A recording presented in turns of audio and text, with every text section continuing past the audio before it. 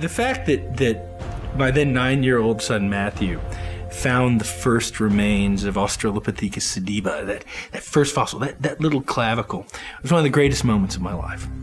I had discovered the sites 2 weeks before. First visit back, we were a minute and a half into being there, and I said, go find fossils. And off he runs. Moments later, he said, Dad, I found a fossil. And I almost didn't go.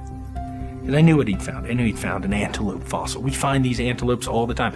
250,000 antelope fragments for every piece of one of these early human ancestors.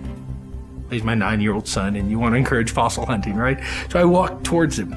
5 meters away, I knew his and my life were going to change forever, because sitting in the side of this little rock he'd found was a clavicle, a little piece of the shoulder girdle, the very bone I'd done my PhD on here at Wits, sitting in the side of this rock. One of the rarest bones in the body that we find, and there it was. Extraordinary moment. Extraordinary moment. We're a field, traditionally, of scraps.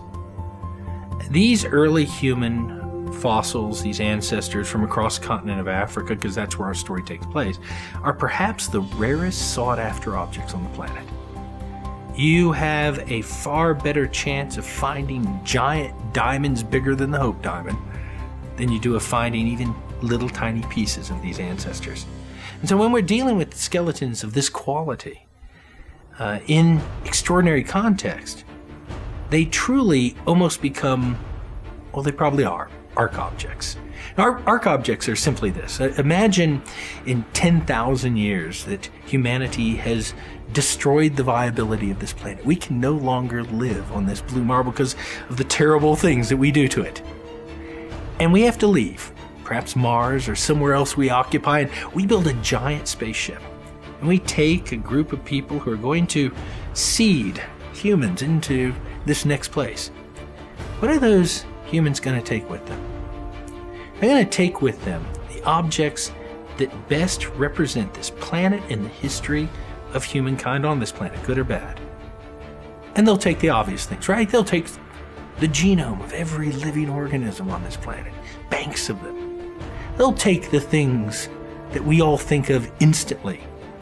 Tutankhamun's sarcophagi, the Mona Lisa perhaps, the Bible, the Koran, all the things that we identify as fundamental to being humanity and our adventure on this planet.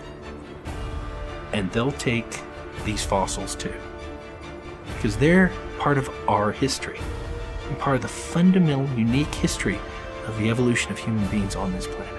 Arc objects.